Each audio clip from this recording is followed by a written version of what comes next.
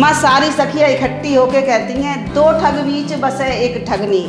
कन्हैया इतनी गोपियों के साथ रहता है फिर भी कह रहा है बाल ब्रह्मचारी हूँ। दुर्वासा ऋषि ने इतना सब कुछ पा लिया, उसके बाद कह रहे हैं कि मैंने सिवाय दूब घास के कुछ नहीं खाया, तो यमुना मैया रास्ता दे दो।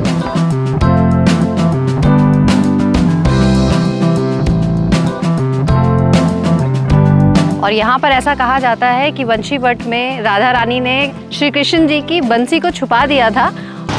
राधे राधे, नमस्कार, welcome back to OTA expert. हम आ गए हैं भांडीर वन।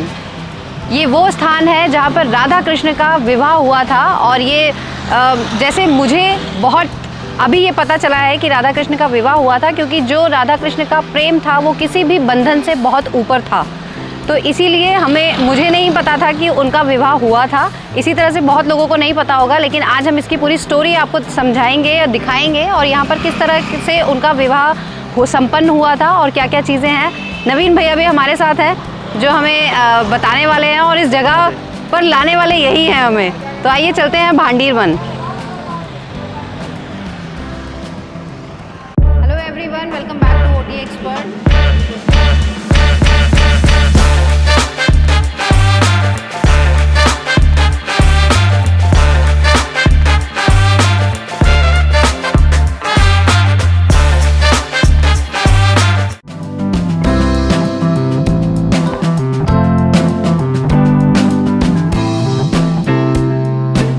हम मंदिर में अंदर आ गए हैं और आज हमारे साथ ऐश्वर्या है और हेमा है। तो ये यहाँ पर क्योंकि आते जाते रहते हैं, भैया से ज़्यादा, नवीन भैया से ज़्यादा ये लोग आते हैं, तो इसलिए भैया ने कहा ये ज़्यादा अच्छे से आपको दिखा पाएंगे। तो आइए चलते हैं और ये हमें बताएंगे भी यहाँ पे, क्योंकि जैसे कि अभी कुएँ के पानी के बारे में बता रहे थे ये कि यहाँ पर एक कुआँ है जिसमें पानी अभी देख सकते हैं हम, लेकिन ये कभी कभी किसी एक पर्टिकुलर डेट पर ये पूरा पानी सफ़ेद हो जाता है। तो आइए जानते हैं इसके रहस्य के बारे में।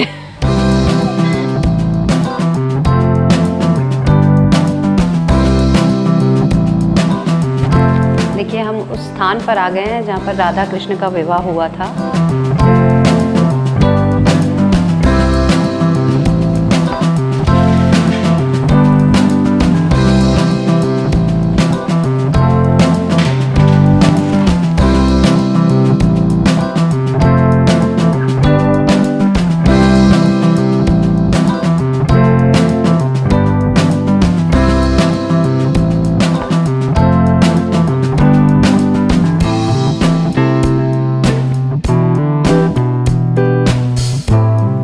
राधा कृष्ण जी यहाँ पर बैठे हैं जोड़े में, और ब्रह्मा जी यहाँ कन्यादान कर रहे हैं। पूरा विवाह संपन्न कराया ब्रह्मा जी ने।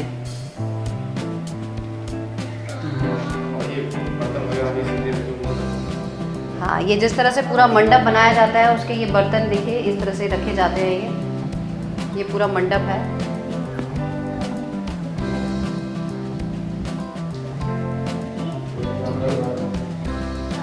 और यहाँ पर देखिए सारी गोपियाँ ये ऋषि दुर्वासा के लिए खाना लेकर आई हैं। बोलो राधा रानी की जय। इस स्थान का नाम है भांडीर वन, जहाँ राधा और कृष्ण का विवाह हुआ है। पूरे ब्रज में आपने दर्शन किए होंगे तो ठाकुर जी के हाथ में कहीं बंसी मिलेगी, कहीं लड्डू मिलेगा। आज सामने आप दर्शन कर रहे हो तो राधा रानी की चुटकी लेके मांग में सिंदूर भर रहे हैं कन्हैया जी। पूरे ब्रज में क्या, पूरे विश्व में अकेला एक मंदिर है जहाँ राधा और कृष्ण का विवाह हुआ है। राधा रानी बड़ी थी, कन्हैया छोटे थे, तो राधा रानी ने कन्हैया को अपने बराबर का बनाया है। तब ब्रह्मा जी ने विवाह कराया है। पिता का और पुरोहित का काम ब्रह्मा जी ने किया है। सामने कुआं है, भगवान ने बंसी से प्रकट किया था। बक्षासुर नाम का राक्षस था, उसका वध करके गौ हत्या का दोष मिटाया है। उसके आसपास 2 कुंडियाँ बनी हुई हैं, उनमें ऐसी माताएं मैंने स्नान कर दी हैं जिनके बच्चे नहीं होते, लड़की होती हैं, गर्भ खंडित हो जाते हैं। उनमें स्नान करने से राधा रानी उनकी मनोकामना पूरी करती है। तीसरा पॉइंट है, यहाँ आते वही लोग हैं जो राधा कृष्ण के साथ राधा कृष्ण के विवाह में उपस्थित थे। जिस समय शादी हो रही थी उस समय आप लोग थे किसी न किसी रूप में। अरे वाह, यहाँ तो राधा रानी की कृपा हुई है, तो 5000 वर्ष के बाद राधा रानी ने अपने धाम भांडेर में आपको दर्शन के लिए बुलाया। बोलो राधा रानी की जय। राधे राधे। ये ठाकुर जी की निज निकुंज लीला स्थली है। 10 बार वृंदावन आओगे तब एक बार भांडेर बनाने का ये मौका सच्चाई मिलता है बिल्कुल। हम शायद 10 बार आ चुके हैं और इस बार हमारा आना हुआ है। आज कृपा हुई है ठाकुर जी की। हाँ जी। आप बार बार पधारो। लाइट से कृष्ण भगवान ने हाँ जी। भंडारा किया है, जैसे बक्षासुर का वध किया था। हाँ जी। तो इस यहाँ गौदान का भी विशेष फल होता है। किसी की गौदान की इच्छा होती है तो एक बार मेरे से संपर्क कर लेना। जी। जय श्री राधे। ये सामने दर्शन कर रहे हो, अष्ट सखी यमुना पार करके दुर्वासा ऋषि को भोजन खिलाने आई हैं। हाँ जी। और देखो पीछे कन्हैया बैठा है। हाँ जी। तो कन्हैया से बोली, कन्हैया हमें बाबा को भोजन खिलाने जाना है। कि जाओ। कि कैसे जाएं, यमुना जी तो बीच में है। हाँ। क्या कह देना कन्हैया बाल ब्रह्मचारी है तो यमुना मैया रास्ता दे दो। अष्ट सखियों ने ऐसे ही बोल दिया, यमुना मैया ने रास्ता दे दी। बाबा के पास पहुंच गई, तरह तरह के व्यंजन लाए, व्यंजन पा लिए बाबा ने। शाम हो गई, वो बाबा अब हमें अपने घर जाने दो। जाओ ना। कि कैसे जाए, यमुना जी तो बीच में है। कि यमुना मैया को बोल देना कि दुर्वासा ऋषि ने सिवाय दूब घास के कुछ नहीं खाया, तो यमुना मैया रास्ता दे दो। उन्होंने ऐसे ही बोल दिया और यमुना मैया ने रास्ता दे दिया। तो अपने घर पहुंच गई। माँ सारी सखियाँ इकट्ठी होके कहती हैं, 2 ठग बीच बसे एक ठगनी। कन्हैया इतनी गोपियों के साथ रहता है फिर भी कह रहा है बाल ब्रह्मचारी हूँ। दुर्वासा ऋषि ने इतना सब कुछ पा लिया, उसके बाद कह रहे हैं कि मैंने सिवाय दूब घास के कुछ नहीं खाया, तो यमुना मैया रास्ता दे दो। क्योंकि स्वाद उन्हें दूब घास का ही आया था। जय श्री राधे। और देखिए यही वो कूप है जिसका जल सफ़ेद हो जाता है सोमावती अमावस्या के दिन। राधे राधे।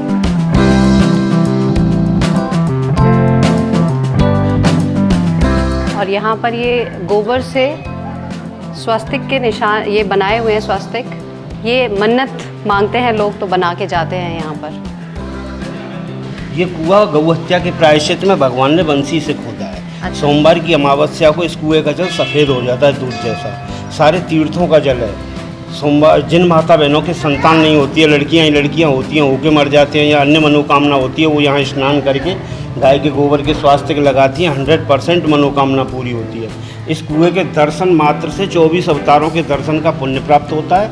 आचमन करने से पुनर्जन्म नहीं मिलता है। छींटे लगाने से सारे पाप नष्ट होते हैं और एक परिक्रमा से सारे तीर्थों की परिक्रमा का पुण्य प्राप्त होता है। सोमवार की अमावस जिस दिन होती है उस दिन कुएं का पानी सुबह 4 बजे से शाम को 5 बजे तक सफ़ेद हो जाता है। उस दिन मान्यता होती है कि सारे तीर्थों का आगमन होता है, तो गुप्त रूप से क्षीर सागर का आगमन होता है जिसमें भगवान विष्णु शयन करते हैं। जो दूध का सागर है उसके प्रभाव से कुएं का पानी सफ़ेद हो जाता है। बहुत बड़ा मेला लगता है, पर्व पड़ता है उस दिन। ये भगवान श्री कृष्ण के विवाह का मुकुट है जो सामने चिन्ह दिखाई दे रहा है। जी। ये जो दूल्हे का सेहरा होता है ना, हाँ जी। तो वो है ये सारी मनोकामना पूरी करने वाला प्रभु है। साक्षात कन्हैया बैठे हुए हैं, ये समझ लो आप। इन्हीं की पूजा होती है सबसे अधिक। विवाह का मुकुट है। चलिए हम एक परिक्रमा भी कर लेते हैं और छींटे भी मार लेते हैं।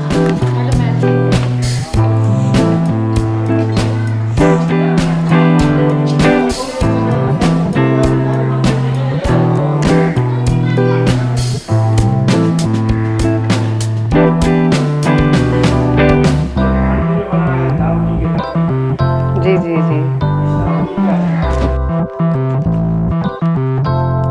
कृष्णा दाऊ जी हैं ये। हाँ, ये बलराम जी हैं। भांडीर वन में बलराम जी ने प्रलंबासुर का उद्धार किया है, प्रलंबासुर को मारा है। उसका उद्धार करने के लिए एक बार भगवान कृष्ण बलराम दोनों आँख मिचौनी खेल खेल रहे थे।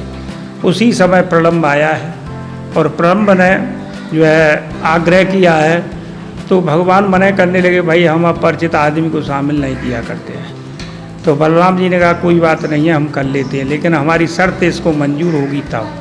उन्होंने क्या शर्त है? शर्त ये है कि यहाँ जिस किसी की खेल में पार्टी हार जाएगी, बाजू हार जाएगा, उसे यहाँ से पिद्दी पे ले जाना है और पिद्दी पे यहाँ से छोड़ना है। बीच में हार जाता है तो उसमें मुक्का प्रहार करेंगे और मुक्का दे करके फिर भी उसे यहाँ से ले जाना और लाना, ये हमारा कार्य है। अगर इस शर्त को मंजूर हो तो खेलने लगे। तो उन्होंने कहा ठीक है, मैं मंजूर करता हूँ। तो बलराम जी की पार्टी में न रह करके कृष्ण की पार्टी में वो जो प्रलम्ब था वो रहा, और खेलते खेलते दोनों की पार्टी में बलराम जी की पार्टी जीत गई, कृष्ण की पार्टी हार गई। हारी हुई पार्टी जीती हुई पार्टी को पिद्दी पे लाद करके, पीठ पे लाद करके जो है ले जाती है, बंसीवट तक ले जाती है। बंसीवट से फिर वापस होने लगे, लेकिन जो प्रलम्ब था वो दाऊ जी को लेकर के आगे बढ़ने लगा। और बढ़ते हुए दाऊ जी ने कहा भाई कहाँ ले जाता है, तो उसने अपना असुर रूप बना लिया। दाऊ जी ने भी अपना आकार बढ़ाया है कि उस पर सहन नहीं हुआ, तो बढ़ाते समय उनका यहाँ पे स्वरूप जो है काला हो गया है, नेत्र लाल हो गए हैं। दाऊ जी ने मुक्का प्रहार किया है, मुक्के के प्रहार से उसके प्राण निकल गए। प्राण निकल करके यहाँ पे दाऊ जी ने जब ग्वाल वाल कहने लगे कि दोषी हो गए, तुम दोषी हो। उन्होंने कहा दोष नहीं है भाई, तो ग्वाल वाल को नहीं मारा है, असुर को मारा है। तो ग्वाल वाल कहने लगे नहीं आप दोषी हैं, हमारी गाय बछड़ों अलग रखो, हम कल से तुम्हारे साथ में भोजन नहीं करेंगे। क्योंकि यहाँ रोजाना का नियम था, सुबह लाते थे और दोपहर को अपना गोल बना करके सभी भोजन किया करते थे, और गाय बछड़े सभी साथ में चढ़ते थे। तो जब भगवान ने कहा भाई इसका दोष कैसे दूर किया जाए, तो सभी तीर्थों के लिए जाया जाए, सभी ग्वाल वालों ने कहा है। तो ग्वाल वाल जो कहने पर भगवान कहने लगे भाई मैं यहीं पे बुला लेता हूँ, सब अपना शरीर रूप लेकर के आएंगे और सभी अपने साथ में जल लाएंगे। तो उन्होंने कहा ठीक है हम देख सकें। तो भगवान ने यहाँ पे हल से जो है गड्ढा खोदा है, चुई है इसमें अंदर, इसमें जो है भगवान बैठे हैं, तो इसमें से जो है दूध की धार निकली है। जभी से आज भी सोमवती अमावस्या को दूध की धार निकलती है।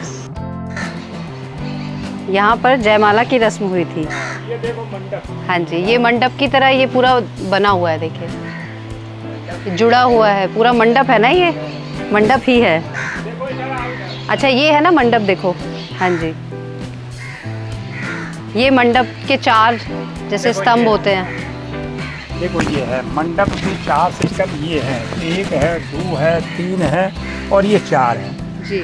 ये देखो अलग है, ये अलग हो रहा है। ये राधा रानी स्वरूप है, ये जो गोरा वाइट है, और ये श्याम सुंदर जी का है। और ये गठजोड़ जो होता है बर दुल्हन का पटका बंधन, ये पटका बंधन है। ये हस्त लेपन है, जो हस्त लोई जो लोई दान की जाती है वो है, और जो हस्त मिलन वो हस्त मिलन है। ये एक हाँ, दूसरे से जुड़े हुए हैं, एक हस्त दूसरे, मिलन। क्योंकि भगवान राधा रानी से 100 साल के लिए बिछो हुआ था, तो जो है नारद जी के कहने पर यहीं पे मिलन आकर के हुआ है, फिर यहाँ पे शादी कराया है जी। ब्रह्मा जी ने।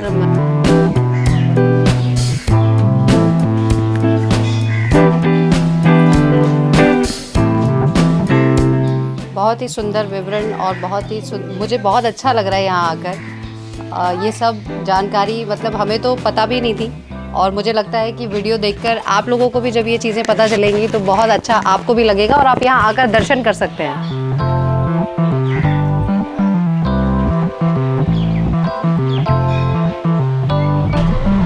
और अब हम जा रहे हैं वंशीवट की तरफ। भांडीर वन से लगभग 500 मीटर आगे हम आए हैं, और ये है वंशीवट। ये पूरा ही एरिया लगभग 12 किलोमीटर है मेन वृंदावन से। तो हम पहुंच गए हैं वंशीवट, और यहाँ पर आने के लिए अपनी गाड़ी से तो आप आ ही सकते हैं, साथ में आप ऑटो रिक्शा करके भी आ सकते हैं, लेकिन आपको पर्सनली बुक करके आना पड़ेगा।